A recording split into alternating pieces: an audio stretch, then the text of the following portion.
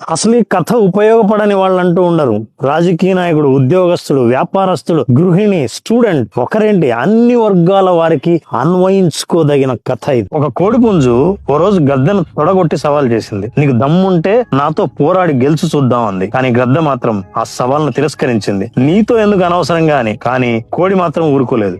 మరీ పిలిచి సవాల్ చేసింది. నీకంత సత్తా లేదులే అన్నది. ఆ ఒక్క మాటే గద్ద గుచ్చుకుంది. సవాల్ అంగీకరించింది. రెండింటికి పోరాటం జరిగింది. కోడి చాలాసేపు పోరాటం చేసింది. కానీ దారుణంగా ఓటమిని ఎదుర్కోవాల్సి వచ్చింది. ప్రాణాలు కాపాడుకోవడానికి కోడి భయంతో పరుగు పెట్టింది. గద్ద ఆ చిన్న యుద్ధాన్ని ముగించుకుని గూటికి చేరుకుంది. గూట్లో తన గుడ్లన్నీ మాయమయ్యాయి. అదను కోసం చూసిన పాము గ్రద్ద గుడ్లను మింగేసింది. పోరాటం గెలిచింది గాని జీవితాన్ని పోగొట్టుకుంది. అప్పుడు అర్థమైంది గద్దకు, కొన్ని సవాళ్లను ఎదుర్కొని పోరాడి గెలవడం కంటే వదిలేయడమే మంచిదని. మనకు కూడా జీవితంలో చాలా మంది అనవసరమైన గొడవల్లోకి లాగడానికి ప్రయత్నిస్తారు. గ్రద్దను నీకు సత్తా లేదని రెచ్చగొట్టినట్టు మరెన్నో మాటలతో